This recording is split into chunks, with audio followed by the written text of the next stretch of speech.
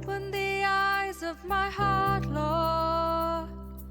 Open the eyes of my heart. I wanna see you. I wanna see you.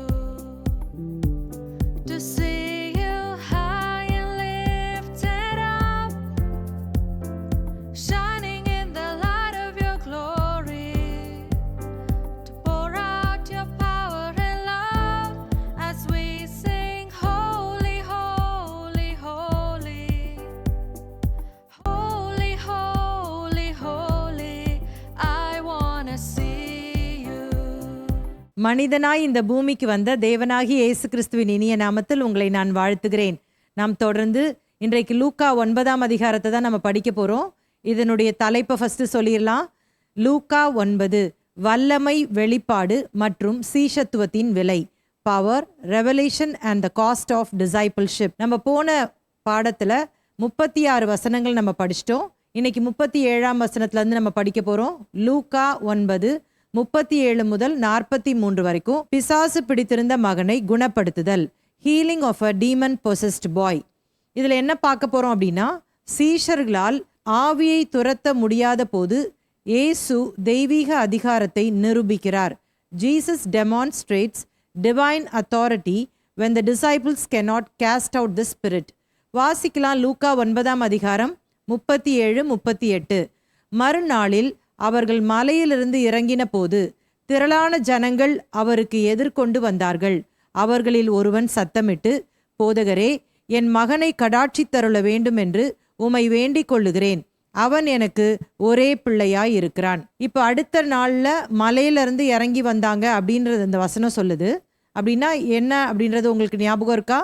போன பாடத்தில் நம்ம தெளிவாக இயேசு மறுரூபமான அந்த சம்பவத்தை படித்தோம். ஸோ இப்போ மலையில் அவங்க இருந்தாங்க, இயேசு மறுரூபமானார். அதற்கு பிற்பாடு மறுநாளிலே அவங்க மலையிலேருந்து கீழே இறங்கி வரும்பொழுது இங்கே ஒரு தகப்பன் தன்னுடைய பிள்ளையினுடைய சுகத்திற்காக இயேசு கிட்ட வேண்டிக் கொள்ளுகிறதை பார்க்கலாம்.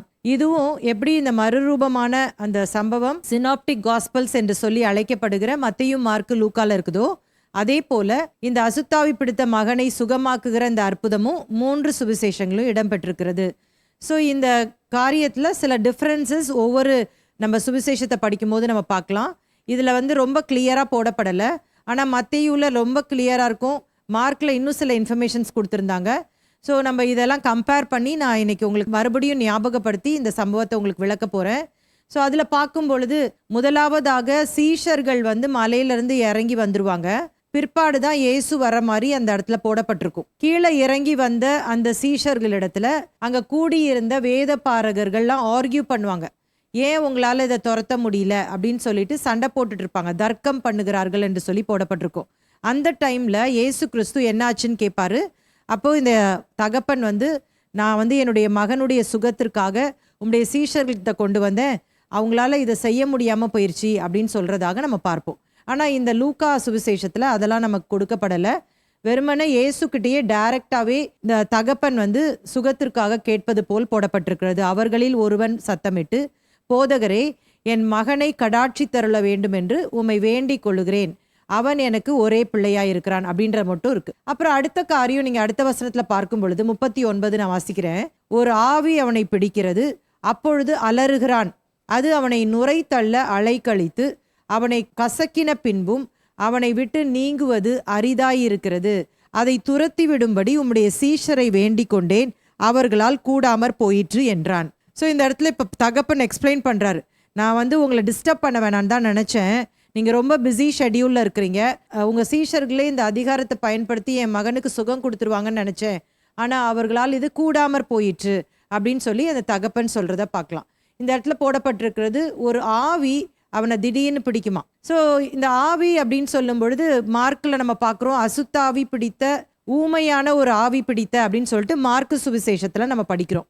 இப்போ வேத பாரகர்கள் இப்போ இயேசுவின் சீஷர்களை குறை சொல்கிறாங்களே, இவங்களும் இந்த தேவாலயத்தில் தானே இருந்திருப்பாங்க, இந்த ஊரில் தானே இருந்திருப்பாங்க.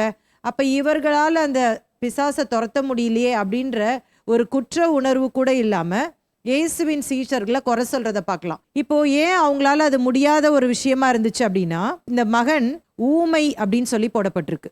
எப்போவுமே யூதர்கள் எப்படி பிசாசு விரட்டுவாங்க நம்ம பாடங்களை நான் சொல்லி கொடுத்துருக்குறேன். அந்த அசுத்தாவி பிடித்த அந்த நபர்கிட்டே போய் கேட்பாங்க, உன் பேர் என்ன அப்படின்னு கேட்பாங்க. அப்போ அந்த நபர் வந்து அவனுடைய பெயரை சொல்லுவான். அவன் சொன்ன பிற்பாடு அந்த பெயரை வச்சே அவனை துரத்துவாங்களாம். அதன் மூலமாக அந்த அசுத்த ஆவியின் மேலே அவர்களுக்கு அதிகாரம் கிடைத்ததாக நம்பினார்கள். இப்போ இவன் ஊமையனாக இருக்கிறபடினால இவனால் பேச முடியாது. அப்போ இந்த அசுத்தாவியும் விரட்ட முடியாது அப்படின்னு அவங்க நம்பினாங்க. அதனால தான் அவங்க ட்ரை கூட பண்ணல. ஆனால் அதே நேரத்தில் இவங்களால முடியாத ஒன்றை இயேசுவின் சீஷர்கள்ட்டேருந்து எக்ஸ்பெக்ட் பண்ணி சண்டை போடுறத பார்க்கலாம். சீஷர்களால் முடியாததுனால டைரெக்டாகவே அந்த தகப்பன் வந்து இயேசுக்கிட்ட கேட்குற காரியம் தான் இந்த இடத்துல பார்க்குறோம். ஆக்சுவலாக பார்த்தீங்க அப்படின்னா இது என்ன வியாதி அப்படின்னு நம்ம பார்க்கும் பொழுது இது எபிலெப்சி அப்படின்னு சொல்லி போட்டிருக்கு. அப்படின்னா காக்கா வலிப்பு நோய். ஸோ நிறைய பேர் நீங்கள் பார்த்துருக்கலாம், இந்த காக்கா வலிப்பு, இந்த ஃபிட்ஸ் திடீர்னு சொல்லிட்டு தான் ஒரு மனுஷனுக்கு வரும். அப்போ வரும்பொழுது அவங்க அப்படியே பல்லெல்லாம் கடிச்சிட்டு அப்படியே நுரெல்லாம் தள்ளி அப்படியே கீழே விழுந்துருவாங்க. அந்த டைமில் சாவி இரும்பு பொருள்லாம் கொண்டு வந்து அவங்க கையில் கொடுத்து அதை வந்து கண்ட்ரோல் பண்ணுவாங்க. நீங்கள் பார்த்துருப்பீங்கன்னு நான் நினைக்கிறேன். இப்போது அது வந்து ஒரு சரீர பிரகாரமான வியாதியாக நம்ம பார்க்கிறோம். ஆனால் அநேக வேளையில் சாத்தானும் பல வகையில் வியாதியை கொடுக்க முடியும் அப்படின்றது நம்ம பாடங்களில் பல முறை நான் கற்றுக் கொடுத்துருக்குறேன். வியாதி வர்றதற்கு பல காரணங்கள் அப்படின்னு சொல்லும் பொழுது சில சமயங்களில் சரீர பலவீனத்தின் நிமித்தம் வியாதி வரும். சிலது வந்து பர்த் டிஃபெக்டாகவே இருக்கும். சிலது பார்த்தீங்கன்னா தேவனுடைய நாம மகிமைக்கென்று சொல்லி சில காரியங்களை கர்த்தர் அனுமதித்திருப்பார். சில காரியங்கள் பிசாசின் மூலமாக வரும் அப்படின்னு நான் சொல்லி கொடுத்துருக்கேன். அப்போ இந்த இடத்துல இந்த பையனுக்கு ஏற்பட்டிருக்கிற இந்த வியாதி எது நிமித்தம் வந்தது? ரொம்ப தெளிவாக இந்த சுவிசேஷகர் எழுதுகிறாரு, ஆவி பிடித்ததினால அப்படின்னு சொல்லி எழுதுகிறார். அப்போ இந்த எபிலெப்சி அப்படின்ற அந்த வியாதி பிசாசினாலே இந்த மகனுக்கு கொடுக்கப்பட்டது அப்படின்றது நமக்கு விளங்கி கொள்ள முடிகிறது. இப்ப இயேசு கிறிஸ்து இந்த 9ஆம் அதிகாரம் ஆரம்ப வசனங்களை தான் நம்ம பார்க்கிறோம். தம்முடைய சீஷர்களை அவர் வெளியே ஊழியத்திற்கு அனுப்பும் பொழுது அதிகாரத்தையும் வல்லமையும் கொடுத்து அனுப்பினார் என்று சொல்லி நம்ம படித்திருக்கிறோம். அப்போ அவங்க வெளியில போய் பிரசங்கம் பண்ணி பிசாசுகளை துரத்தி வியாதியஸ்தர்களை குணமாக்கி நல்ல ரிப்போர்ட்டை வந்து கொடுக்குறாங்க. இதையும் நம்ம தியானிச்சிருக்கிறோம். ஆனால் அப்படிப்பட்ட இந்த சீஷர்களுக்கு ஏன் இந்த அசுத்தாவி பிடித்த இந்த மகனை துரத்த முடியவில்லை அப்படின்னு சொன்னால், நம்ம பிசாசை அவ்வளவு எளிதாக எடை போற்றக்கூடாது. இந்த பிசாசை வந்து நம்ம அவனுடைய பலம் தெரியாமல் அவனை தாக்க போக முடியாது. அப்போஸ்தலனாகிய பவுல் எபேசியர் 6ஆம் அதிகாரத்தில் சொல்லும் பொழுது, நீங்கள் இந்த பிசாசை எதிர்க்கக்கூடிய திராணி உள்ளவர்களாக மாறும்படியாக சர்வாயுத வர்க்கத்தை தரித்து கொள்ளுங்கள் அப்படின்னு சொல்றார். பொதுவா இந்த பிசாசு அப்படின்னு சொன்னா குறைந்தது 4 கேட்டகரியா பிரிச்சிடலாம். அப்போஸ்தலனாகிய பவுல் தான் சொல்றாரு. அதை உங்களுக்கு நான் எடுத்து காண்பிக்கிறேன். எபேசியர் 6:12 வாசிக்கும் பொழுது, ஏனெனில் மாம்சத்தோடும் இரத்தத்தோடும் அல்ல, துரைத்தனங்களோடும் அதிகாரங்களோடும் இப்பிரபஞ்சத்தின் அந்தகார லோகாதிபதிகளோடும் வான மண்டலங்களுள்ள பொல்லாத ஆவிகளின் சேனைகளோடும் நமக்கு போராட்டம் உண்டு. அப்ப இந்த இடத்துல 4 கேட்டகரி ஆஃப் சாத்தான நம்மளால பார்க்க முடியுது பாருங்களேன். முதல்ல என்னது? துரைத்தனம். 2வது அதிகாரம். அப்புறம் இப்பிரபஞ்சத்தின் அந்தகார லோகாதிபதி. 4வதாக வான மண்டலுள்ள பொல்லாத ஆவி. இந்த இடத்துல பார்த்தீங்கன்னா இதனுடைய தலைமையின் கீழே தான் உலகமெங்கிலும் சாத்தான் கிரியை செய்வான். ஸோ இவன் வந்து தலைமைத்துவத்தில் இவங்களை வச்சுட்டு குட்டி குட்டி பிசாசு போய் அங்கங்கே போய் ஏஜென்ட்ஸ் மாதிரி அது வேலை செய்யும். அப்போ ஆழம் தெரியாம நம்ம காலை விடக்கூடாது. எல்லா பிசாசையும் துரத்துற மாதிரி பையனையும் துரத்திடலான்னு நினைச்சாங்க. எல்லா வியாதியும் குணமாக்குன மாதிரி இது வியாதி தான் நினைச்சிட்டு அவங்க குணமாக்க போனாங்க. ஆனாலும் அவங்களால குணமாக்க முடியல. ஏன்னா இந்த வியாதி வந்து சாத்தானால ஏற்படுத்தப்பட்டது, அசுத்த ஆவியினால இது செயல்படுகிறது. அதனால அவர்கள் தோற்று போய்விட்டார்கள். இப்ப இயேசு என்ன சொல்றார் பாருங்க, 41ஆம் வசனம். இயேசு பிரதியுத்தரமாக, விசுவாசம் இல்லாத மாறுபாடான சந்ததியே, எதுவரைக்கும் நான் உங்களோடு இருந்து உங்களிடத்தில் பொறுமையாயிருப்பேன், உன் மகனை இங்கே கொண்டு வா என்றார். இப்ப இந்த இடத்துல விசுவாசம் இல்லாத சந்ததியே அப்படின்னு சொல்லும் பொழுது யாரை பார்த்து சொல்றாரு? ஒன்று, வியாதியை சுகப்படுத்த முடியாத தோற்று போன இந்த சீஷர் கூட்டத்தை பார்த்து சொல்றாரு, விசுவாசம் இல்லாத சந்ததியே. இன்னொன்னு, நான் சொன்ன மாதிரி ஒருவேளை இந்த இடத்துல இல்லாட்டாலும் தர்க்கித்து கொண்டிருக்கிற அந்த வேத பாரகர் கூட்டத்தை பார்த்து விசுவாசம் இல்லாத சந்ததியே அப்படின்னு சொல்வாரு. இன்னொருத்தர் யார் நிக்கிறா? தன்னுடைய மகனுக்கு எப்படியாவது விடுதலையாக வேண்டும் என்ற ஒரு ஏக்கத்தோடு கூட இயேசுவை நோக்கி பார்க்கிற அந்த தகப்பனை பார்த்து சொல்லுகிறார், விசுவாசம் இல்லாத சந்ததியே. இப்ப பிற சுவிசேஷங்களை இதே சம்பவத்தை வாசிக்கும் பொழுது இயேசு கேட்பாரு அந்த தகப்பனை பார்த்து, உன் மகனுக்கு சுகம் கொடுக்க முடியும், நீ விசுவாசிக்கிறியா அப்படின்னு கேட்பாரு. உடனே அவன் சொல்வான், ஆம் ஆண்டவரே நான் விசுவாசிக்கிறேன் அப்படின்னு சொல்லிட்டு, என்னுடைய விசுவாசம் நீங்கும்படி உம்மை வேண்டிக் கொள்ளுகிறேன் என்று சொல்லி கண்ணீரோடு அந்த தகப்பன் கேட்டதாக நம்ம பார்ப்போம். அப்ப அவனுக்கு விசுவாசம் இருந்துச்சு, ஆனா ஒரு தடுமாற்றமா இருந்தது. அதனால இயேசு கிட்ட கெஞ்சி கேட்கிறான், கண்ணீரோடு கேட்கிறான், பாரத்தோடு கேட்கிறான், அந்த அவிசுவாசம் நீங்கும்படி எனக்கு உதவி செய்யும் என்று சொல்லி கேட்கிறத பார்க்கலாம். சோ இப்ப என்ன இயேசு செய்யறாரு? 42ஆம் வசனத்தை வாசிக்கலாம். அவன் சமீபித்து வருகையில் பிசாசு அவனை கீழே தள்ளி அலைக்கழித்தது. இயேசு அந்த அசுத்த ஆவியை அதட்டி இளைஞனை குணமாக்கி அவன் தகப்பனிடத்தில் அவனை ஒப்பு கொடுத்தார். இந்த இடத்துல பாருங்க, இயேசு போய் சுகம் கொடுக்கலாம் அப்படின்னு சொல்லும் பொழுது அந்த அசுத்த ஆவி அந்த மகனை அலக்களித்ததாம். இப்ப அந்த அசுத்தாவிக்கு நல்லா தெரிஞ்சிருச்சு, இயேசு கிட்ட நம்ம ஒன்றும் வேலை காட்ட முடியாது, சீஷர்களை ஏமாத்திட்டோம், ஆனா தேவகுமாரன் வந்து நிற்கும் போது இவரை ஏமாத்தவே முடியாது, கொஞ்ச நேரத்துல நம்முடைய காலம் முடிய போகுதுன்னு சொல்லிட்டு எப்படியாவது இவனை எவ்வளோ கஷ்டப்படுத்த முடியுமோ அவ்வளோ கஷ்டப்படுத்திடணும்னு சொல்லிட்டு அந்த அசுத்தாவி அந்த மகனை அலக்களிக்கிறது என்று சொல்லி பார்க்கலாம். அப்ப ஆண்டவர் என்ன பண்றாரு? அந்த ஆவியை அதட்டினாராம். உடனே அந்த அசுத்தாவி அவனை விட்டு போய்விட்டது. நல்ல சுகம் உள்ளவனாக அவனுடைய தகப்பனிடத்துல ஒப்பு கொடுத்தார் என்று சொல்லி நம்ம பார்க்கிறோம். 43ஆம் வசனத்தை வாசிக்கும் பொழுது, அப்பொழுது எல்லாரும் தேவனுடைய மகத்துவத்தை குறித்து பிரமித்தார்கள். இயேசு செய்த யாவையும் குறித்து அனைவரும் ஆச்சரியப்படுகையில் அவர் தம்முடைய சீஷர்களை நோக்கி. ஸோ இந்த இடத்துல நிறைய விளக்கங்கள் கொடுக்கப்படலை.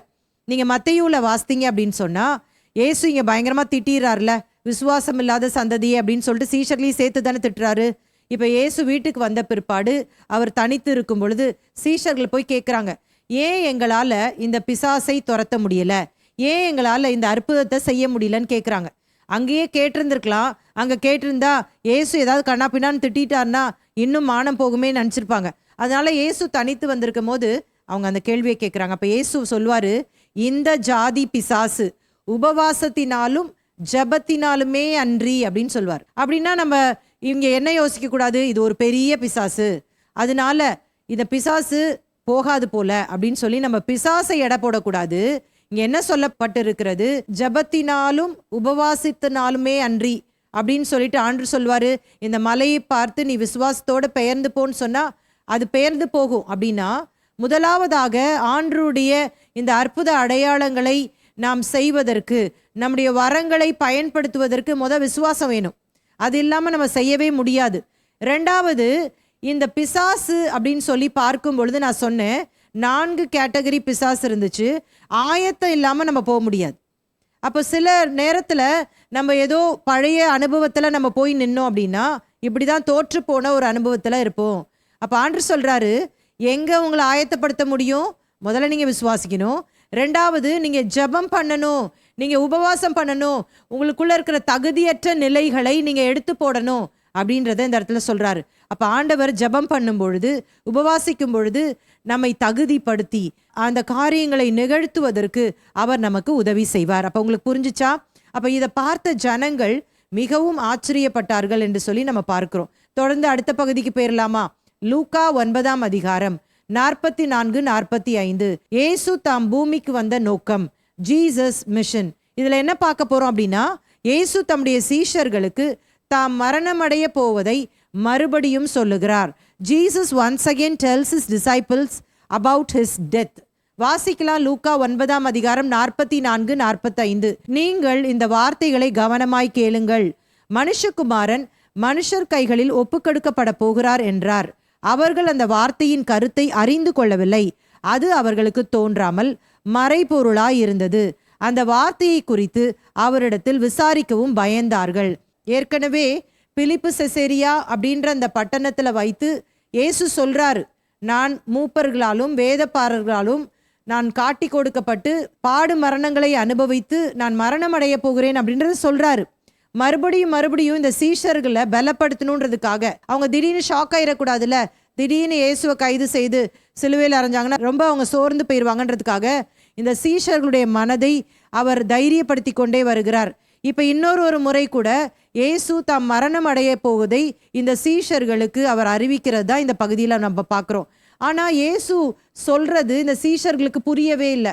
ஏன் புரியல அப்படின்னா, இப்பதான் பிலிப்பு செசேரியால நீங்கள் என்னை யார் என்று சொல்லுகிறீர்கள் என்று கேட்டபொழுது பேதுரு சொல்றாரு, நீர் ஜீவனுள்ள தேவனுடைய குமாரனாகிய கிறிஸ்து. அப்படின்னா என்னது? மேசியா. அப்போ இவங்க என்ன யோசித்தாங்க அப்படின்னா, இவர்தான் ரோம ஆட்சியிலிருந்து நம்மை காப்பாற்ற வந்த மேசியா அப்படின்னு யோசிச்சுட்டு இருக்கிறாங்க. இந்த சமயத்தில் போய் நான் செத்து போறேன்னு சொன்னா அவங்களுக்கு குழப்பமாக தானே இருக்கும். என்னடா இது, இவர் தான் காப்பாற்ற போறாருன்னு நினச்சா நான் செத்து போறேன்னு சொல்றாரு அப்படின்னு ரொம்ப கன்ஃபியூஸ் ஆயிடுறாங்க. ஆனால் இதை கேட்கறதுக்கும் பயப்படுறாங்களாம். இங்கே பாருங்க, அவர்கள் அந்த வார்த்தையின் கருத்தை அறிந்து கொள்ளவில்லை, அது அவர்களுக்கு தோன்றாமல் மறைபொருளாய் இருந்தது. அந்த வார்த்தையை குறித்து அவரிடத்தில் விசாரிக்கவும் பயந்தார்கள். ஏன்னா அவங்க பார்த்த மேசியாலாம், ரட்சகர்லாம், இப்போ நியாயாதிபதிகள் புஸ்தகத்தில் அப்பப்போ ஒரு ரட்சகரை கர்த்தர் எழுப்புவார். அவர்கள் ஜனங்களுக்கு விடுதலையை பெற்று கொடுத்து ஒரு ஹீரோ போல இருப்பாங்க. ஆனால் இவர் என்னப்பா இது, நான் செத்து போறேன்னு சொல்றாரு அப்படின்னு சொல்லிட்டு ஒரே அவங்களுக்கு கன்ஃபியூஷன். அதனால விசாரிக்கவும் பயப்படுறாங்களாம். இது இவங்களுக்கு எப்போ புரிஞ்சது தெரியுமா? லூக்கா சுவிசேஷம் 24ஆம் அதிகாரம் 6-8 வரைக்கும் வாசிக்கும் பொழுது இயேசு உயிர்த்தெழுந்த பிற்பாடு இதை நினைவு கூர்ந்தாங்களாம். வாசிக்கலாமா? அவர் இங்கே இல்லை, அவர் உயிர்த்தெழுந்தார். மனுஷகுமாரன் பாவிகளான மனுஷர் கைகளில் ஒப்பு கொடுக்கப்படவும் சிலுவையில் அறையப்படவும் 3ஆம் நாளில் எழுந்திருக்கவும் வேண்டும் என்பதாக அவர் கலிலேயாவில் இருந்த காலத்தில் உங்களுக்கு சொன்னதை நினைவு கூறுங்கள் என்றார்கள். அப்பொழுது அவர்கள் அவருடைய வார்த்தைகளை நினைவு கூர்ந்து, பார்த்தீங்களா, கலிலேயால இப்ப சொல்லிட்டு இருந்தார்ல, அவங்களுக்கு புரிய மாட்டேங்குதுல்ல. எப்ப இவங்களுக்கு புரிஞ்சிச்சு? இயேசு கிறிஸ்து மரணமடைந்து உயிர்த்தெழுந்த பிற்பாடு அவர்கள் ஒருவரை பார்த்து ஒருவர் சொல்லிக் கொள்ளுகிறார்கள், கலிலேயால இதுதானே சொன்னாரு, அப்ப நமக்கு புரியவே இல்லையேன்னு சொல்லி அப்பதான் அவங்களுக்கு புரியுது. பாத்தீங்களா? அடுத்த பகுதிக்கு போயிடலாமா? லூக்கா 9ஆம் அதிகாரம் 46-48 வரைக்கும். யார் பெரியவன்? Who is the greatest? இதுல என்ன பார்க்க போறோம் அப்படின்னா, இயேசு ஒரு பிள்ளையை உதாரணமாக கொண்டு மனத்தாழ்மையை கற்பிக்கிறார். Jesus teaches humility using a child as an example. வாசிக்கலாமா? லூக்கா 9ஆம் அதிகாரம் 46-47. பின்பு தங்களில் எவன் பெரியவனாய் இருப்பான் என்கிற வாக்குவாதம் அவர்களுக்குள் உண்டாயிற்று. இயேசு அவர்கள் இருதயத்தின் யோசனையை அறிந்து ஒரு சிறு பிள்ளையை எடுத்து அதை தமது அருகே நிறுத்தி. அதுக்கு பிறகு நம்ம அடுத்தது படிக்கலாம். இங்க பாருங்க, இப்போ இயேசு இந்த அற்புதத்தை செய்கிறாரா, வீட்டுக்கு போறாரா? வீட்டுக்கு போன பிற்பாடு சீஷர்கள் கேட்குறாங்க, எங்களால் ஏன் இது செய்ய முடியல அப்படின்னு கேட்குறாங்க. போகிற வழியிலே அவங்களுக்குள்ள சண்டை வந்துடுது. அவங்களுக்குள்ள யார் பெரியவர் அப்படின்ற வாக்குவாதம் வந்துடுது. ஏன் அப்படின்னு சொன்னா, இயேசு சொல்லிட்டு இருக்கிறாரு, நான் மரணம் அடைய போறேன் அப்படின்னு சொல்லிட்டு இருக்கிறார்ல. அப்போ அவர் மரணம் அடைஞ்சிட்டா யார் அடுத்த பிரசிடென்ட் போஸ்டை எடுக்க முடியும் அப்படின்ற வாக்குவாதம் வந்துடுது. அப்போ இதனால அவங்க வாக்குவாதம் பண்ணிட்டு ஒன்றும் தெரியாத மாதிரி வீட்டுக்கு வராங்க. இயேசு அவங்க யோசனைகளை அறிந்து இயேசு சொல்லித்தராரு. ஒரு சிறு பிள்ளையை எடுத்து 48ஆம் வசனத்துல நம்ம பார்க்குறோம். என்ன அப்படின்னு சொன்னா, அவர்களை நோக்கி, இந்த சிறு பிள்ளையை என் நாமத்து நிமித்தம் ஏற்றுக்கொள்ளுகிறவன் என்னை ஏற்றுக்கொள்ளுகிறான், என்னை ஏற்றுக்கொள்ளுகிறவன் என்னை அனுப்பினவரை ஏற்றுக்கொள்ளுகிறான். உங்கள் எல்லாருக்குள்ளும் எவன் சிறியவனாய் இருக்கிறானோ அவனே பெரியவனாய் இருப்பான் என்றார். அப்போ இந்த இடத்துல பாருங்களேன், இயேசு கிறிஸ்து யார் பெரியவர்கள் அப்படின்ற அந்த காரியத்தை கற்றுக் கொடுக்கிறத பார்க்கலாம்.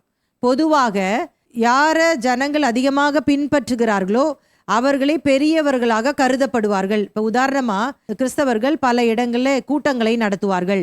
இந்த கூட்டங்களில் நீங்க பார்த்தீங்கன்னா, பிரபலமான நபர்கள் அந்த கூட்டத்துக்கு வருவதாக இருந்தால் ஏராளமான ஜனக்கூட்டம் அந்த இடத்துல சொல்லாமலே வந்துருவாங்க. அவ்வளோ அட்வர்டைஸ்மெண்ட்டே தேவை கிடையாது. ஆனால் அதே நேரத்தில் ஒரு பிரபலம் இல்லாத ஒரு நபர் அங்கே வந்தார்னா வாவான்னு கூவி கூப்பிட்டாலும் ஆளே வரமாட்டாங்க. இங்கே இயேசு தம்முடைய ராஜ்யத்தை குறித்து இப்போ எக்ஸ்பிளைன் பண்ணுறாரு. இந்த உலக பிரகாரமாக பெரியவர்கள் அப்படின்னு சொன்னால் யார் நிறைய பேர் அவங்கள பின்பற்றுறாங்களோ அவங்கள தான் நீங்கள் பெரியவர்னு சொல்வீங்க. ஆனால் தேவனுடைய ராஜ்யம் அப்படி கிடையாது. நீங்கள் தப்பாக நினச்சிட்டு இருக்கிறீங்க. தேவனுடைய ராஜ்யம் என்பது, இங்கே பாருங்க, இந்த சிறு பிள்ளையை உங்களுக்கு காண்பிக்கிறேன் பாருங்க. இந்த சிறு பிள்ளையை ஏற்றுக்கொள்ளுகிறவர்கள் தான் என்னை ஏற்றுக்கொள்ளுகிறார்கள். ஆனால் தேவனுடைய ராஜ்யத்தில் பெரியவர்கள் யார் தெரியுமா? பிறருக்கு ஊழியம் செய்கிறவர்கள் தான், பிறருக்கு சேவை செய்கிறவர்கள் தான் பெரியவர்கள் என்பதை இந்த பகுதியின் மூலமாக விளக்குகிறார்.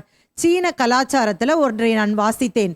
அது என்னவென்று சொன்னால், சீன கலாச்சாரத்தில் பெரிய பெரிய பிரபலங்கள் இருக்கிறாங்க இல்லையா, பணக்காரங்க இருப்பாங்கல்ல, அவங்க என்ன பண்ணுவாங்களாம், தங்களுடைய நகங்களை பெரிதாக வளர்த்து கொள்வார்களாம். சில சமயம் பார்த்தா அந்த நகம் ரொம்ப பெருசாக இருக்கும். எதுக்காக அப்படின்னு சொன்னால், அந்த நகம் பெருசாக இருந்தால் நம்மளால் எந்த வேலையும் செய்ய முடியாதுல்ல, அதுக்காக தான். அப்ப அவங்க ரோட்ல நடந்து போகும்போது மற்றவங்கலாம் அவங்கள பார்த்த உடனே அறிந்து கொள்வார்கள் இவங்க ரொம்ப வசதி படைத்தவர்கள் என்பதை. ஏன் அப்படின்னா இவங்க அப்படி நகங்களை வளர்த்து கொண்டு காலுக்கு ஒரு ஆளு கைக்கு ஒரு ஆளுன்னு சொல்லிட்டு எல்லாத்துக்குமே வேலைகளை செய்வதற்கு அவர்கள் ஆட்களை நியமித்து கொள்வார்கள். ஆனா இயேசு சொல்றாரு, நீங்க பெரியவர்கள் அப்படின்னு சொன்னா நீங்க தேவனுடைய ராஜ்யத்துல நீங்க தான் அவங்களுக்கு பணிவிடை செய்யணும். அப்படிதான் நான் வந்தேன். பரலோகத்துல தேவகுமாரனாய் இருந்தேன், பிதாவோடு கூட வாசம் பண்ணி கொண்டிருந்தேன், சிங்காசனத்துல வீற்றிருந்தேன். ஆனால் அடிமையின் ரூபம் எடுத்து இப்பொழுது இந்த பூமியில் உள்ள உங்களுக்காக நான் சேவை புரிவதற்காய் வந்திருக்கிறேன் அப்படின்றத சொல்றாரு. இப்ப ஏன் இயேசு ஒரு சிறு பிள்ளையை எடுத்து நிறுத்தினார் அப்படின்றதையும் நான் சொல்லித்தரேன் பாருங்களேன். வேற எதையாவது காமிச்சிருக்கலாம்ல. விஷுவல் ஏடா யாரை பயன்படுத்துறாரு? ஒரு சிறு பிள்ளைய. இப்ப இப்படி சொல்லியிருக்கலாம்ல. ஏன்பா உங்களுக்கு இந்த சந்தேகம் வந்துச்சு? ரொம்ப பேராசை தான் உங்களுக்கெல்லாம். யார் பெரியவர்? உங்களை விட நான் தான் பெரியவன், இதுல என்ன சந்தேகம் இருக்குது? இதுக்கு எதுக்கு சண்டை போட்டுக்கிட்டே வரீங்க அப்படின்னு சொல்லியிருக்கலாம். இல்லாட்டா இன்றைக்கு ரோமன் கத்தோலிக்கர்கள் சொல்லுவது போல ஃபாதர் ஆஃப் சர்ச்சஸ், அதாவது சபைகளின் தகப்பன் என்று சொல்லி பேதுருவை அழைக்கிறார்கள். அதனாலதான் மூவிஸே எடுத்திருக்கிறாங்க பாருங்களேன். pearly gates of heaven, keys of heaven வந்து பேதுரு தான் வச்சிருக்கிறாரு அப்படின்ற ஒரு நம்பிக்கை ரோமன் கத்தோலிக்கர்கள் மத்தியில இருக்கிறது. பேதுரு தான் முதல் போப்பாண்டவர் என்று சொல்லுகிறவர்கள் உண்டு. அப்போ அந்த இடத்துல நான் போன பிறகு பேதுரு தான் பெரியவன். ஏன் உங்களுக்கு சந்தேகம் வந்துச்சுன்னு சொல்லல. அப்ப இதுல இருந்து நமக்கு என்ன தெரியுதுன்னா, ஆண்டவர் என்ன சொல்ல வரார் அப்படின்றத இந்த இடத்துல நம்ம புரிஞ்சுக்கணும். அதாவது தேவனுடைய ராஜ்யம் அப்படின்னு சொல்லும் பொழுது ஒரு சிறு பிள்ளையை போல நீங்க மாறாவிட்டால் நீங்கள் தேவனுடைய ராஜ்யத்திலே பிரவேசிப்பதில்லை அப்படின்னும் போது சிறு பிள்ளையுடைய குணத்தை குறித்து கர்த்தர் பேசுகிறார். சிறு பிள்ளை அப்படின்னு சொல்லும் பொழுது அது யாரையும் பயமுறுத்தாது, யாரையும் ஏமாத்தாது, அதுக்கு பொய் சொல்லவே தெரியாது. அதோடைய குணம் ரொம்ப அழகா இருக்கும் பாருங்களேன். அது கபடற்ற ஒரு நபராக இருக்கும். அது போல தேவனுடைய ராஜ்யத்துல இருக்கிறவங்க நீங்க இது சிறு பிள்ளைய போலதான் மாறணும். அது போலதான் நான் இருக்கிறேன் அப்படிங்கிறத தான் இங்க ஆண்டவர் இங்க எடுத்து சொல்லுகிறதை பார்க்கலாம். அது மாத்திரமல்ல, என்ன சொல்றாரு? அப்படி நீங்க என்னை ஏற்றுக்கொண்டீங்கன்னா என்னுடைய பிதாவை நீங்க ஏற்றுக்கொள்றீங்க, அப்படிப்பட்டவர்கள் தான் தேவனுடைய ராஜ்யத்துல பெரியவர்களாய் இருக்கிறார்கள் என்பதையும் இந்த பகுதியிலே அவர் விளக்குகிறதை பார்க்கலாம். அடுத்த பகுதிக்கு போயிடலாமா? லூக்கா 9ஆம் அதிகாரம் 49 56 வரைக்கும். அழிக்க அல்ல காப்பாற்ற அழைப்பு, call to save not destroy. வாசிக்கலாமா? லூக்கா 9ஆம் அதிகாரம் 49ஆம் வசனம். அப்பொழுது யோவான் அவரை நோக்கி, ஐயரே, ஒருவன் உம்முடைய நாமத்தினாலே பிசாசுகளை துரத்துகிறதை நாங்கள் கண்டு அவன் எங்களுடனே கூட உம்மை பின்பற்றாதவன் ஆனபடியால் அவனை தடுத்தோம் என்றான். ஏன் இந்த சீஷர்கள் முதல்ல தடுத்தாங்க? யோவான் தான் இது சொல்றாரு. அப்ப யோவான் தான் கண்டிப்பா இது செஞ்சிருக்கணும். இப்ப ஏன் தெரியுமா? இப்போ இதற்கு முந்தின சம்பவத்துல நம்ம இப்பதான் படிச்சோம். என்ன அப்படின்னா, அந்த பிசாசு பிடித்திருந்த அந்த ஆவியை உடைய அந்த மகனை இந்த சீஷர்களால துரத்த முடியல. இப்போ ஆனா இங்க பாக்குறாங்க, இந்த 12 சீடர்கள் அல்லாத வேறொருவன் பிசாசை துரத்துறான். அப்ப இவங்க யோசிக்கிறாங்க, நம்மளால துரத்த முடியாத இன்னொருத்தன் எப்படி துரத்த முடியும் அப்படின்னு சொல்லிட்டு அவனை தடுக்கிறாங்க. நம்மளுக்கு தானே இயேசு அதிகாரத்தையும் வல்லமையும் கொடுத்து அனுப்புனாரு, இவன் யாரு அப்படின்னு சொல்லிட்டு யோசித்திருக்கலாம். இவன் யாரு அப்படின்னு சொல்லும் பொழுது இவன் கண்டிப்பா அந்த 12 சீஷன்ல ஒருத்தன் கிடையாது. இவன் யாரா இருக்கும்? மலை பிரசங்கத்தை கேட்டு ஒருவேளை இயேசு கிறிஸ்துவை ஏற்றுக்கொண்டு அவருடைய வல்லமையை பெற்றுக்கொண்டு இந்த வேளையில இயேசுவுக்காக அவன் இந்த சேவையை செய்யலாம். இந்த இடத்துல இயேசு என்ன பதில் சொல்றார் பாருங்களேன். 50ஆம் வசனம். அதற்கு இயேசு, தடுக்க வேண்டாம், நமக்கு விரோதியாய் இராதவன் நமது பட்சத்தில் இருக்கிறான் என்றார். இப்ப ஆண்டவர் ஒரு அருமையான பதில கொடுக்கிறார் பாருங்களேன். ஏன் அவனை போய் தடுக்கிறீங்க? அவன் ஜனங்களை தானே விடுதலை செய்யறான். அதுக்கு என்ன உங்களுக்கு பிரச்சனை? இப்போ ஜனங்களை விடுதலை செய்தா நல்லது தானே, தேவனுடைய ராஜ்யத்துக்கு தானே அவங்க வராங்க, நீங்க ஏன் தடுக்கிறீங்க? எப்படியாவது தேவனுடைய ராஜ்யத்துக்கு ஜனங்கள் வந்தா போதாதா அப்படின்னு சொல்லிட்டு இந்த இடத்துல சொல்றத பார்க்கலாம். இதை படிக்கும் பொழுது எனக்கு அப்போஸ்தலனாகிய பவுல் சொன்ன காரியங்கள் தான் ஞாபகம் வந்துச்சு. அப்போஸ்தலனாகிய பவுல் ஊழியம் செய்த பொழுது ஏராளமான ஜனங்கள் அப்போஸ்தலனாகிய பவுலுக்கு விரோதமாக செயல்பட்டார்கள். நிறைய பேர் அவர் மேல பொறாம வந்துருச்சு. ஆனா அதை பவுல் எப்படி எடுத்துக்கொண்டார், பாசிட்டிவா எப்படி பவுல் எடுத்துக்கொண்டார் அப்படின்றத நம்ம பிலிப்பியர்ல நம்ம வாசிக்கலாம். பிலிப்பியர் 1ஆம் அதிகாரம் 15 18 வரைக்கும் நம்ம பொறுமையா வாசிக்கலாம். சிலர் பொறாமையினாலும் விரோதத்தினாலும் சிலர் நல்மனதினாலும் கிறிஸ்துவை பிரசங்கிக்கிறார்கள்.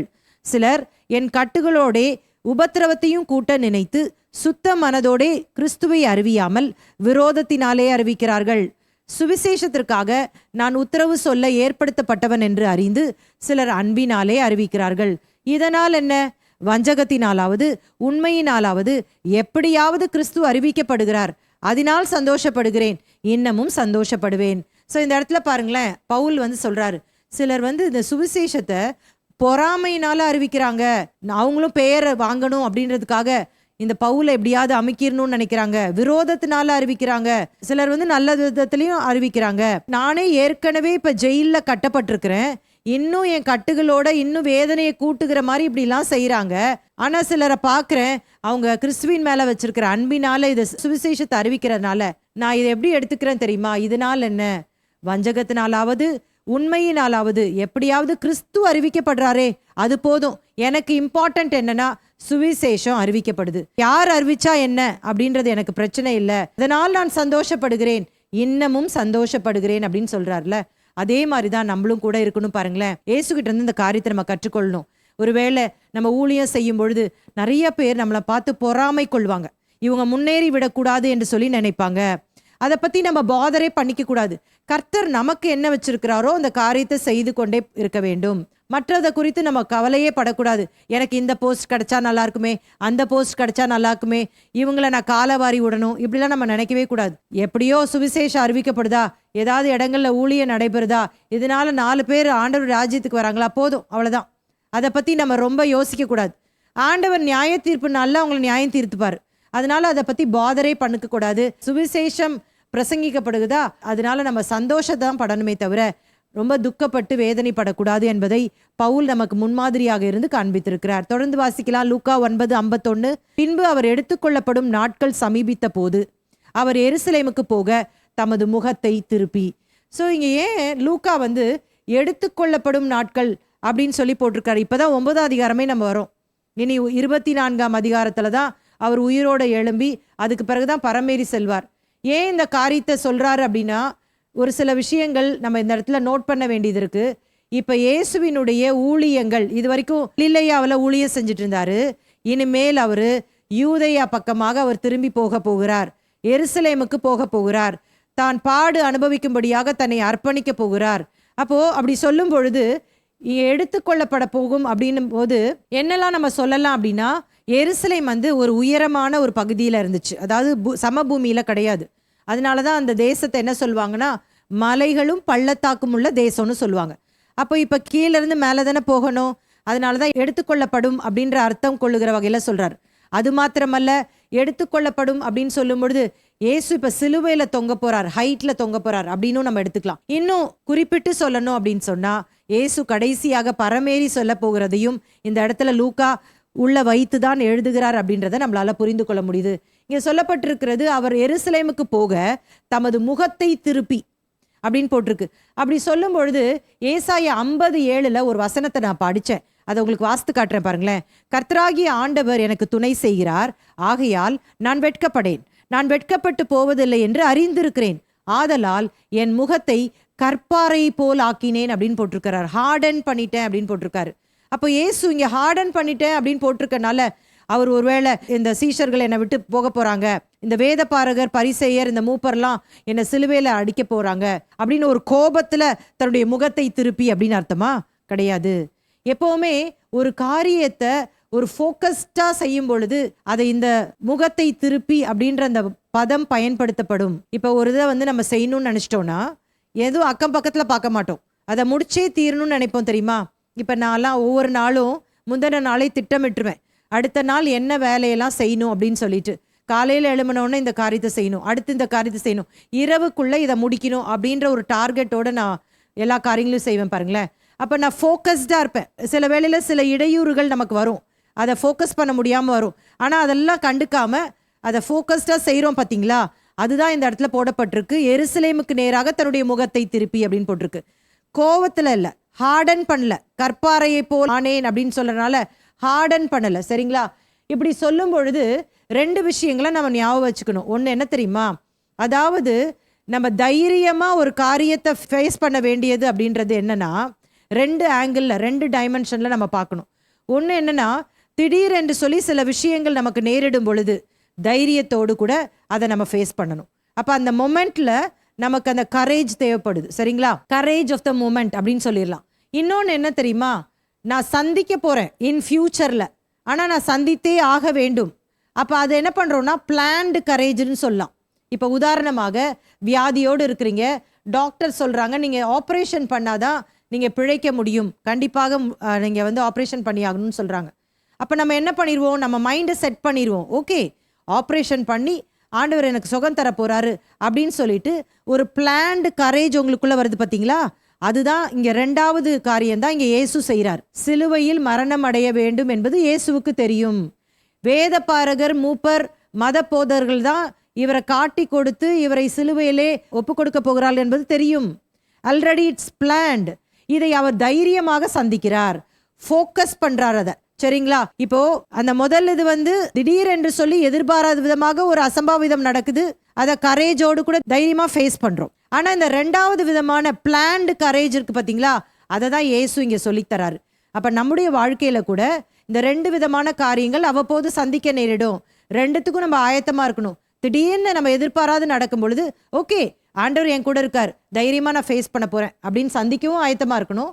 ஏதாவது இப்போ இயேசுவை போல பின்பாக நம்முடைய வாழ்க்கையில நடைபெற வேண்டிய ஒரு காரியமா இருந்தாலும் அதையும் சந்திக்க ஆயத்தமா இருக்கணும். இப்ப குழந்தை பெற்றெடுப்பது அப்படின்னு சொல்லும் பொழுது ஏதோ குழந்தை உருவான பிற்பாடே அது நம்ம பெற்றெடுக்கிறது இல்லை. குழந்தை உருவாகி 10 மாதம் தாண்டி தான் பிரசவிக்க முடியும்.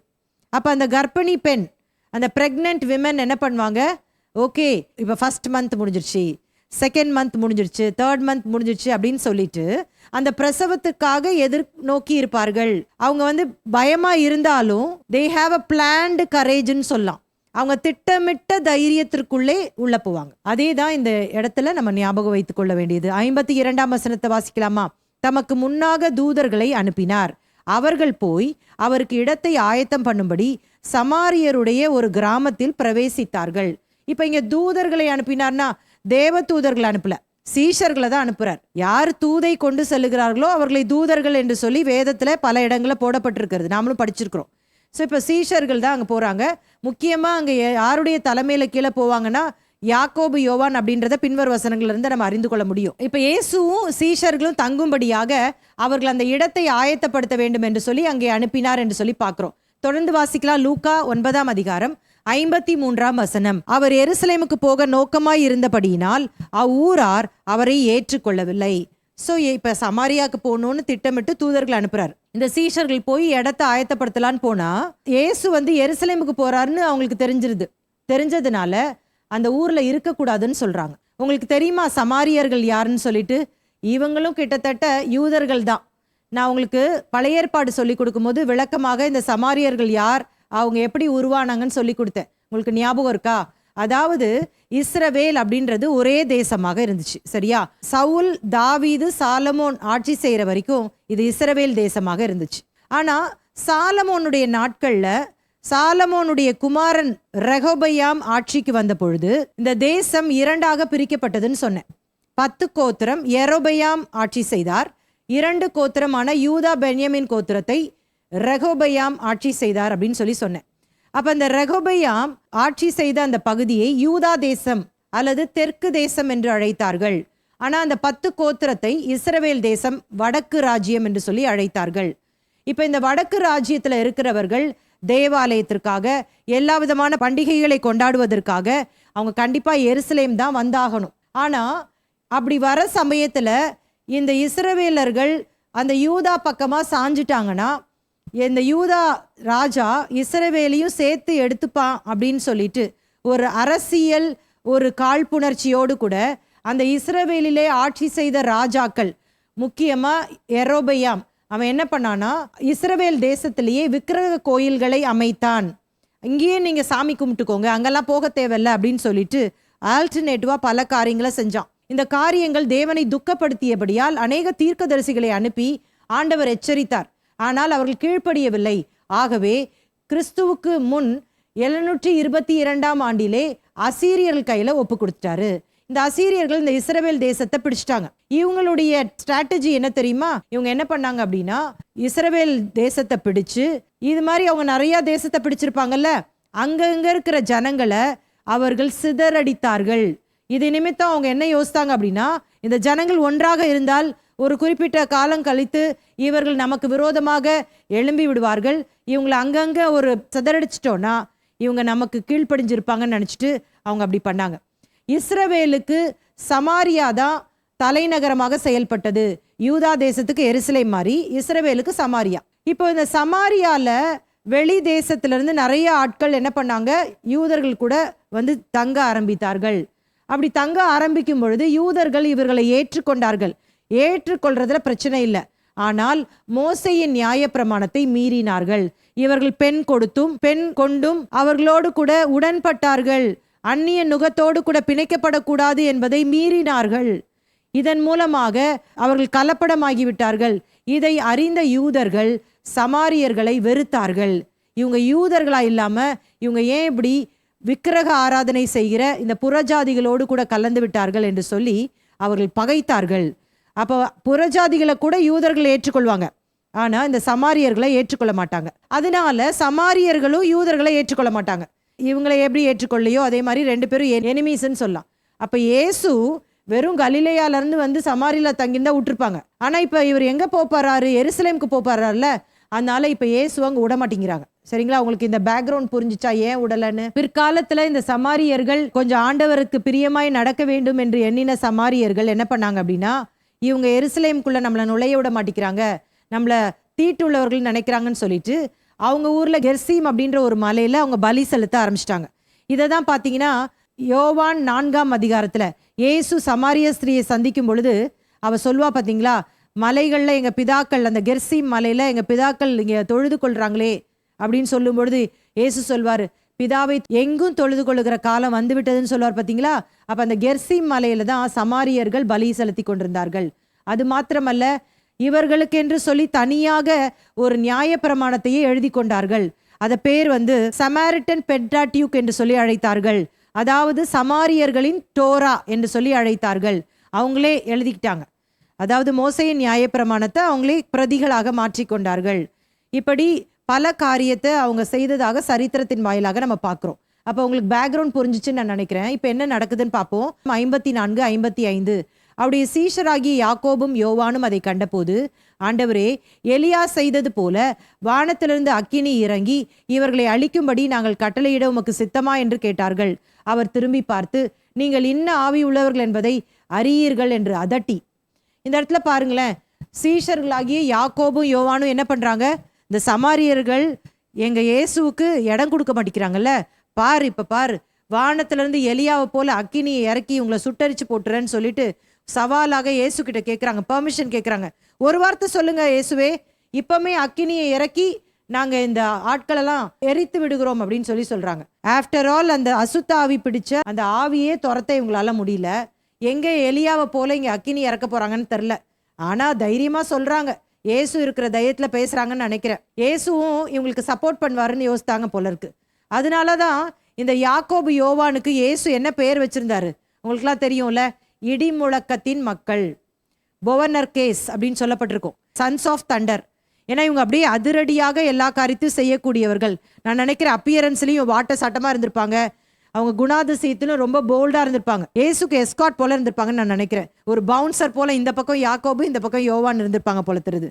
அப்ப இயேசுகிட்ட கேட்கும்போது ஆண்டு சொல்லு, என்னப்பா இது, என்ன ஆவி உங்களுக்குள்ள இருக்குது அப்படின்னு சொல்லிட்டு ஆண்டு சொல்லிட்டு அவர் வந்த காரியத்தை சொல்றாரு. 56 மனுஷகுமாரன் மனுஷருடைய ஜீவனை அழிக்கிறதற்கு அல்ல, ரட்சிக்கிறதுக்கே வந்தார் என்றார். அதன் பின்பு அவர்கள் வேறொரு கிராமத்துக்கு போனார்கள். இப்ப தெளிவாக இயேசு வந்த நோக்கத்தை சொல்றாரு. மனுஷகுமாரன் தன்னுடைய ஜீவனையே கொடுத்து இந்த மனிதர்களை மீட்க போகிறார். நீங்க என்னன்னா அவங்கள அழிக்கணும்னு சொல்றீங்களே, வேண்டாம் வேண்டாம், அவங்க இடம் கொடுக்கலன்னா பரவாயில்ல, நம்ம வேற கிராமத்துக்கு போயிடலாம் அப்படின்னு சொல்லிட்டு இயேசு சொல்றத பார்க்கலாம். அடுத்த பகுதிக்கு போயிடலாம். கடைசி பகுதி இதுதான்.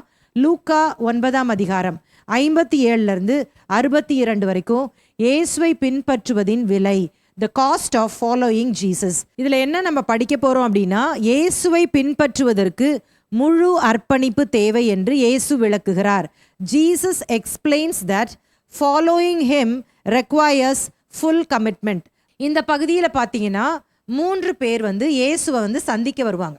இந்த 3 நபர்களுக்கும் இயேசுவை பின்பற்றுவதன் அந்த விலை என்ன அப்படின்றத இயேசு கற்றுக் கொடுப்பார். சரியா? ஒவ்வொருத்தரா யாருன்னு பார்க்கலாம். 57ஆம் வசனம். அவர்கள் வழியிலே போகையில் ஒருவன் அவரை நோக்கி, ஆண்டவரே, நீர் எங்கே போனாலும் உம்மை பின்பற்றி வருவேன் என்றான். அதற்கு இயேசு, நரிகளுக்கு குழிகளும் ஆகாயத்து பறவைகளுக்கு கூடுகளும் உண்டு, மனுஷகுமாரனுக்கோ தலை சாய்க்க இடமில்லை என்றார். ஸோ இந்த இடத்துல வாசிக்கும் பொழுது இயேசு இப்போ போறாரு. போகும்போது திடீர்னு ஒருத்தன் வரான். வந்துட்டு என்ன சொல்றான்? ஆண்டவரே, நீங்கள் எங்கே போனாலும் உங்களை ஃபாலோ பண்ணுவேன்னு சொல்கிறான். இப்போது யாராவது இயேசுவை ஃபாலோ பண்ணுறேன்னு சொன்னால் அவர் என்ன சொல்லணும்? ஃபாலோ மீன் தானே சொல்லணும். அவரே அப்படி தானே சீஷர்களை அழைச்சாரு. ஒவ்வொரு சீஷர்கள்ட்டையும் போய் என்னை எப்படி கூப்பிடுறாரு? நீங்கள் இந்த மீன் பிடிக்கிற இந்த வலையெல்லாம் விட்டுட்டு என்னை பின்பற்றி வாங்கன்னு தான் சொல்கிறாரு. அவங்க எல்லாத்தையும் விட்டுட்டு பின்பற்றி வராங்க. இப்போ ஒருத்தன் வாலண்டியராக அவனே பின்பற்றி வரேன்னு சொல்கிறான். அவனை டிஸ்கரேஜ் பண்ணுற மாதிரி இங்கே என்ன பதில் கொடுக்குறாரு? என்ன சொல்கிறாரு? நரிகளுக்கு குழிகளும் ஆகாயத்து பறவைகளுக்கு கூடுகளும் உண்டு, மனுஷகுமாரனுக்கோ தலை சாய்க்க இடம் இல்லைன்னு சொல்கிறாரு. ஏன் இப்படி டிஸ்கரேஜ் பண்ணுறாருன்னு நீங்கள் நினைக்கலாம். ஆனால் இதனுடைய பின்னணி என்ன என்று சொல்லி நீங்கள் அறிந்திருக்க வேண்டும். இவன் யார் என்று சொல்லி மத்தேயுவில் நம்ம வாசிக்கிறோம் தெரியுமா? இவன் யார்னா வேத பாரகன் என்று சொல்லி போடப்பட்டிருக்கு. இங்கே ஒருவன் தான் லூக்கா சொல்கிறாரு, ஆனால் மத்தேயு குறிப்பிடும் பொழுது வேத பாரகன் சொல்கிறாரு. வேத பாரகன்னா யாரு? இவங்க வேதத்தை எழுதுகிறவர்கள், வேதத்தை கற்றுக் கொடுப்பவர்கள். இப்போ இயேசு அடிக்கடி சொல்றாரு, நான் மரணம் அடைய போகிறேன், நான் கொஞ்ச நாட்கள் தான் உங்க கூட இருப்பேன் அப்படின்னு சொல்றாருல. அந்த வேத பாரகனும் இதை கேட்டிருப்பான். கேட்ட உடனே அவன் என்ன யோசித்திருப்பான் அப்படின்னா, இயேசு சூப்பரா இப்ப 12 பேரை ஒரு டீமா உருவாக்கி வச்சிருக்கிறாரு. அவர் தான் இப்ப பிரசிடென்ட்டா எல்லாரையும் லீட் பண்ணிட்டு வராரு. இப்போ இவங்க எல்லாரையும் பார்த்தா மேக்சிமம் இவர்கள் மீனவர்கள் தான். இவங்களுக்கு படிப்பறிவே ஒண்ணுமே கிடையாது, நியாயப்பிரமாணமா ஒண்ணுமே தெரியாது. அதனால இப்ப இயேசு போயிட்டா, இயேசு மரணம் அடைஞ்சு போயிட்டா, அந்த இடத்த இவங்களுக்கெல்லாம் தருவதற்கு இவங்கெல்லாம் தகுதியற்றவர்கள். நான் வேதப்பாரனா இருக்கிறனால எனக்கு தான் இந்த போஸ்ட் கிடைக்கும் அப்படின்னு நினச்சிக்கிட்டு தான் இவன் என்ன நினைக்கிறான்? இயேசு கிட்ட இயேசுவை பின்பற்றுறேன் அப்படின்னு சொல்றான். அதாவது இயேசுவை பின்பற்றுனா எனக்கு புகழ்ச்சி கிடைக்கும், இயேசுவை எனக்கு பின்பற்றுனா நல்ல பணம் கிடைக்கும், நல்ல அந்தஸ்தோடு வாழலாம், பேர் புகழோடு கூட இருக்கலாம் அப்படின்ற ஒரு தவறான நோக்கத்தோடு கூட தான் இயேசுவை பின்பற்றுகிறேன் என்று சொல்லி இந்த இடத்துல சொல்றான். இயேசுவினுடைய பதிலை வைத்து அவன் தவறான நோக்கத்தோடு தான் வந்தான் என்பது நமக்கு விளங்குகிறது. இயேசு என்ன பதில் சொல்றாரு? நரிகளுக்கு குழிகள், ஆகாயத்து பறவைகளுக்கு கூடுகள், ஆனா மனுஷகுமாரனுக்கோ தலை சாய்க்க இடமில்லை அப்படின்னு சொன்னா என்ன அர்த்தம்னா, இங்க பாரு தம்பி, என்ன நீ பின்பற்றுன்னா சுகபோகமான வாழ்க்கை கிடைக்கும்னு நினைச்சிட்டு தப்பு கணக்கு போட்டுட்டு வந்துடாத. போற இடத்துல சாப்பாடு கிடைச்சா சாப்பிடணும், எங்கேயாவது தூங்க இடம் கிடைச்சா தூங்கணும், இல்லையா பிளாட்ஃபார்ம்ல தான் தூங்க வேண்டி இருக்கும் அப்படின்னு சொல்லிட்டு தான் சொல்றாரு. மனுஷகுமாரனுக்கோ தலை சாய்க்க இடம் இல்லை.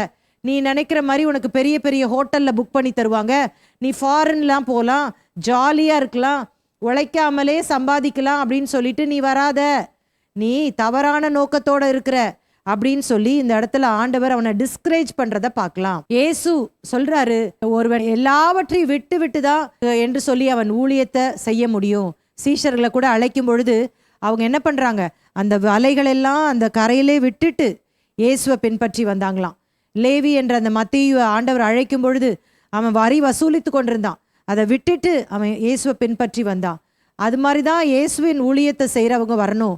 நீ நினைக்கிற மாதிரி இதில் நல்லா நான் சம்பாதிக்கலாம்னு நினச்சிட்டு வராதப்பா அப்படின்றத ஆண்டவர் இங்கே சொல்கிற காரியம். நீ எதிர்பார்க்குற மாதிரி சுகபோகமாக தேவனுடைய ராஜ்யத்தில் நீ வாழ முடியாது. இதை நன்கு உணர்ந்தார் அப்போஸ்தலனாகிய பவுல். நீங்கள் அப்போஸ்தலனாகிய பவுலை நீங்கள் பார்க்கும் பொழுது அவர் இயற்கையாகவே அவர் நல்ல படித்த பன்மொழி பண்டிதர் அப்படின்னு சொல்லலாம். நிறையா லாங்குவேஜஸ் அவருக்கு தெரியும். நியாய பிரமாணம் ஃபிங்கர் டிப்ஸில் அவருக்கு. அவர் சொல்கிறாரு, சபையை எப்படி துன்பப்படுத்தினான்னா சும்மா துன்பப்படுத்தலை, நியாய பிரமாணத்தின் படி பக்தி வைராக்கியத்தின் படி நான் சபையை துன்பப்படுத்தினேன்னு சொல்கிறாரு. அந்த அளவிற்கு நியாய பிரமாணத்தை கற்று தேர்ந்தவர், அந்த சனகிரிப் சங்கத்தில் உறுப்பினராக இருந்தவர். அவர் ஆண்டவராகி இயேசு அவரோடு கூட அந்த தமஸ்கு வீதியிலே அவர் அழைக்கும் பொழுது எல்லாவற்றையும் விட்டு அவர் வருகிறார். அது மாத்திரமல்ல, பவுலை குறித்து நம்ம வாசிக்கும் பொழுது அவர் ஒரு ஆத்லெட் என்று சொல்லுகிறார்கள், அவர் ஓட்டப்பந்தய வீரர், அவர் ஒரு ஸ்போர்ட்ஸ் மேன் என்று சொல்லுகிறார்கள். அதாவது ஒலிம்பிக் அப்படின்றது கிரீஸ்ல தானே ஆரம்பிக்கப்பட்டுச்சு. அந்த கல்வெட்டுகளிலே அந்த சுவடுகளிலே சவுல் போட்டியிலே பங்கெடுத்து வெற்றி பெற்றதாக எழுதப்பட்டிருக்குதான், அவருடைய பெயர் அங்க இருக்குதுன்னு சொல்றாங்க வேத பண்டிதர்கள். அதனாலதான் பாத்தீங்கன்னா அவருடைய நிருபங்கள் எல்லாம் பாத்தீங்கன்னா பெற்று கொள்ளத்தக்க ஓடுங்கள், ஓட்டப்பந்தயம், மல்யுத்தம் செய்கிறவர்கள், நீங்க லா படி நடக்கணும், நிறைய விஷயங்கள் இந்த விளையாட்டு சம்பந்தப்பட்டதை சொல்லியிருப்பார் பாருங்களேன். அப்படிப்பட்ட அந்த பவுல் இயேசு தன்னை அழைத்த பொழுது, எல்லாவற்றையும் நஷ்டம் என்றும் குப்பையுமாக எண்ணுகிறேன் என்று சொல்லி அவர் சொல்லுகிறத பார்க்கலாம். பவுல் சொன்ன ஒரு காரியம் எனக்கு ரொம்ப பிடித்தமானது.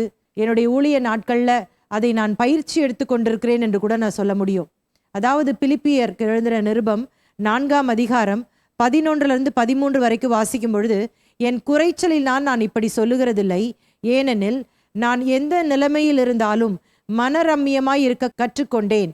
தாழ்ந்திருக்கவும் எனக்கு தெரியும், வாழ்ந்திருக்கவும் எனக்கு தெரியும்.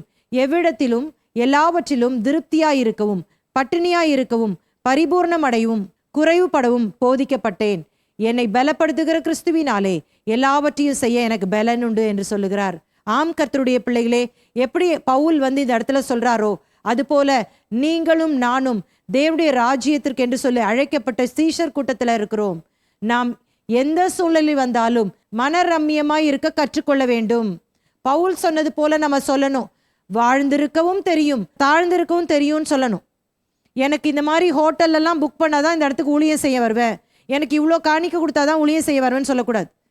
நீ காணிக்கையே கொடுக்காட்டாலும் பரவாயில்ல, எனக்கு தாழ்ந்திருக்கவும் கர்த்தர் இந்த ஊழிய பாதையில எனக்கு கற்றுக் கொடுத்திருக்கிறார். மனரம்மியம் அப்படின்னு அர்த்தம், திருப்தியா இருக்க கற்றுக் கொடுத்திருக்கிறார். நான் முறுமுறுக்க பாட்டேன், எனக்கு காணிக்கை கிடைக்கலையே, என் வேல்யூ தெரியாம இந்த ஜனங்கள் பயன்படுத்துறாங்களே அப்படின்னு நான் முறுமுறுக்க மாட்டேன். மனரம்மியமாய் இருக்க கற்றுக்கொண்டேன் என்று சொல்லி நம்ம ஒவ்வொருவரும் நம்ம இந்த வேளையில் அர்ப்பணிப்போடு கூட இந்த காரியத்தை நம்ம செயல்படணும். பாருங்களேன், 5 ஸ்டார் ஹோட்டலில் சாப்பிடவும் நமக்கு தெரிஞ்சிருக்கணும், கையேந்தி பவனில் சாப்பிடவும் தெரிஞ்சிருக்கணும், ரோட்டில் தூங்கவும் நமக்கு தெரிஞ்சிருக்கணும், பெரிய பெரிய ஸ்டார் ஹோட்டலில் தூங்க கிடைச்சாலும் ஸ்தோத்திரம். ஆண்டவர் எந்த நிலைமையில நம்மளை அனுப்புனாலும் மனரம்மியமாக அந்த பாதைக்குள்ளே போவதற்கு நம்ம அர்ப்பணிக்கணும்.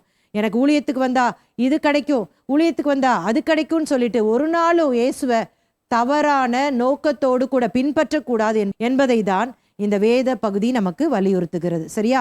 அடுத்த ஒருத்தன் இயேசு கிட்ட வரான். அவன் யாரு? லூக்கா 9:59-60 என்னன்னு பார்க்கலாமா? வேறொருவனை அவர் நோக்கி, என்னை பின்பற்றி வா என்றார். அதற்கு அவன், ஆண்டவரே, முன்பு நான் போய் என் தகப்பனை அடக்கம் பண்ண எனக்கு உத்தரவு கொடுக்க வேண்டும் என்றான். அதற்கு இயேசு, மரித்தோர் தங்கள் மரித்தோரை அடக்கம் பண்ணட்டும், நீ போய் தேவனுடைய ராஜ்யத்தை குறித்து பிரசங்கி என்றார். ஸோ இப்போ இந்த மனுஷன் வேறொருவன் அப்படின்னு தான் போட்டிருக்கு. இவன் சீஷனா யாருன்னு தெரியாது, ஆனால் மத்தியுள்ள ஒரு சீஷன் வந்தான் அப்படின்னு போட்டிருக்கு.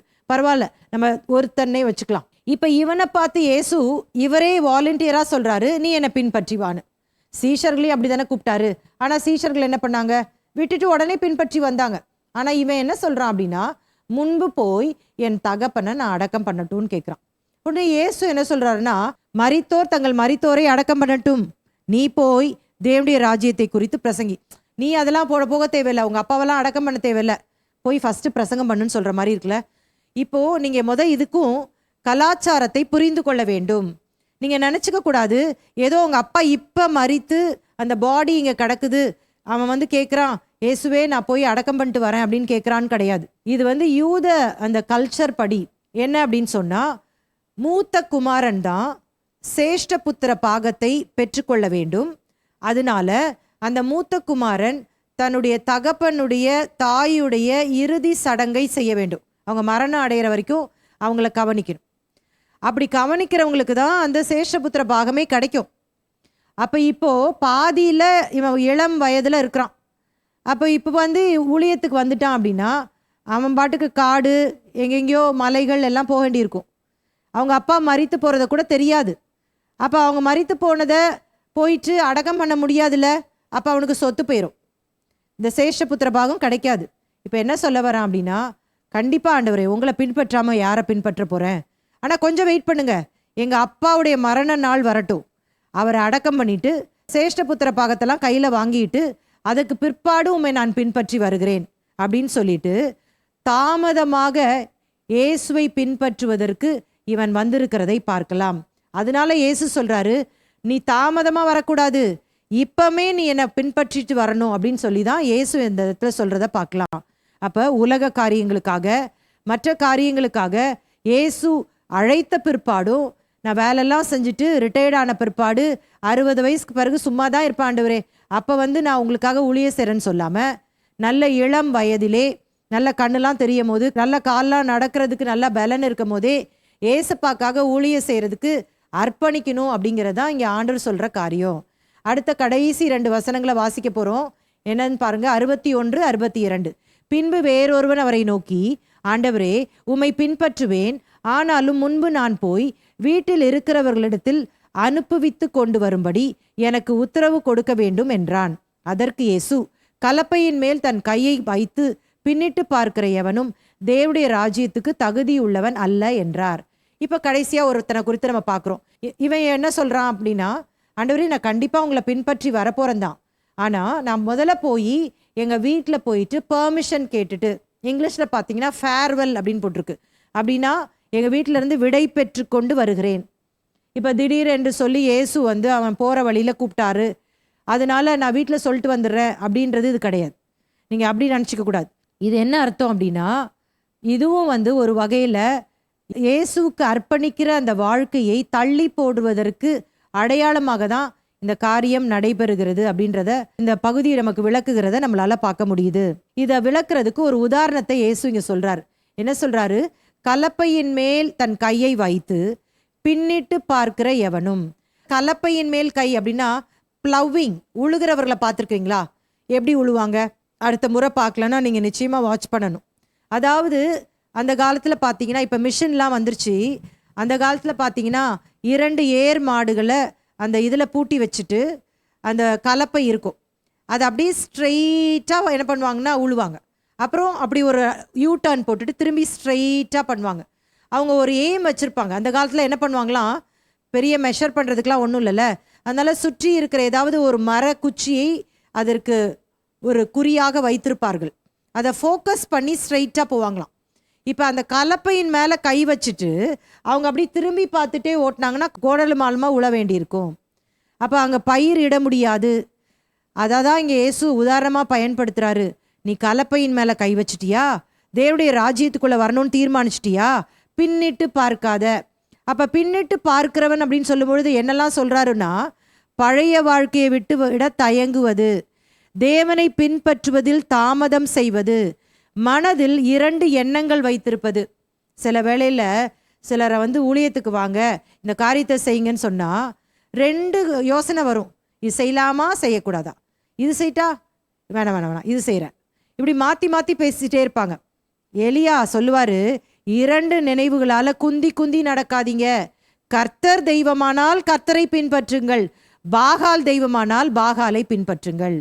அப்போ இந்த இடத்துல இயேசு எதற்காக இந்த உதாரணத்தை பயன்படுத்துகிறார்? பின்னிட்டு பார்க்கிறவன் அப்படின்னா, கலப்பையின் மேலே கை வைத்துட்டு பின்னிட்டு பார்த்தா அவனால் உழ முடியாது, சரியா அங்கே விவசாயம் செய்ய முடியாது. அது மாதிரி தேவனுடைய ராஜ்யத்துக்கு நீ வந்துட்டு பழைய காரியங்களில் போய் ஈடுபடணும்னு நினைக்காத. சர்ச்சில் ஸ்தோத்திரம், அல்லேலூயா ஸ்தோத்திரம், உமக்காக வாழ்கிறேன்னு அர்ப்பணிச்சுட்டு வெளியே போய் உலகத்தோடு கலந்துடாத. தேவனை பின்பற்றுறதுல தாமதம் செய்யாத. இன்னும் கொஞ்ச நாள் ஆகட்டும், அதுக்கு பிறகு நான் வரேன், இந்த வேலையெல்லாம் கொஞ்சம் இருக்குது, அதெல்லாம் முடிச்சுட்டு வரேன், தாமதிக்காத. 2 நினைவுகளால் குந்தி குந்தி நடக்காத. 2 யோசனை வர வேணாம். கர்த்தர் தெய்வமானால் கர்த்தரை பின்பற்று அப்படின்றது தான் ஆண்டவர் சொல்லுகிற காரியம். சுருக்கமாக சொல்லணும்னா, இயேசுவை பின்பற்ற விரும்பினால் முழு அர்ப்பணிப்போடு கூட முழு மனதோடு கூட நீங்கள் பின்பற்றணும் அப்படின்றது ஆண்டவர் சொல்கிற விஷயம். அப்போ இந்த 2 வசனமும் நமக்கு என்ன சொல்லுது அப்படின்னா, ஒருவர் தேவனை பின்பற்ற முடிவு செய்தால் அவர் பழைய வாழ்க்கையை பற்றி கொண்டே இருக்காமல் முழு அர்ப்பணிப்புடன் முன்னே செல்ல வேண்டும் என்பதை தான் இந்த வசனம் நமக்கு காண்பிக்கிறது. இன்றோடு கூட நம்ம இந்த லூக்கா 9ஆம் அதிகாரத்தை முழுசாக படிச்சிட்டோம். இனி வரப்போகிற வாரங்களில் மீதமுள்ள காரியங்களை நம்ம படிக்க போகிறோம். கர்த்தர் தாமே இந்த வார்த்தையின் மூலமாக நம்மை ஆசீர்வதித்து வழி நடத்துவாராக. கண்களை மூடி நம்ம ஜெபிக்கலாமா? கிருபையும் இரக்கமுள்ள நல்ல தகப்பனே, இந்த மாலை வேளைக்காக ஸ்தோத்திரம். எங்களோடு பேசினுடைய வார்த்தைகளுக்காக நன்றி செலுத்துகிறோம். தொடர்ந்து இந்த வார்த்தைகளை நாங்கள் மறக்காமல் எங்கள் வாழ்க்கையிலே அவ்வப்போது தேவைப்படும் பொழுது அதை பயன்படுத்துவதற்கு ஆவியானவரே எங்களை நினைப்பூட்ட நாங்கள் கேட்கிறோம். துதி கன மகிமை யாவுமக்கே செலுத்துகிறோம். இயேசுவின் மூலம் ஜெபிக்கிறோம் நல்ல பிதாவே, ஆமேன். கர்த்தர் உங்களை ஆசீர்வதிப்பார்.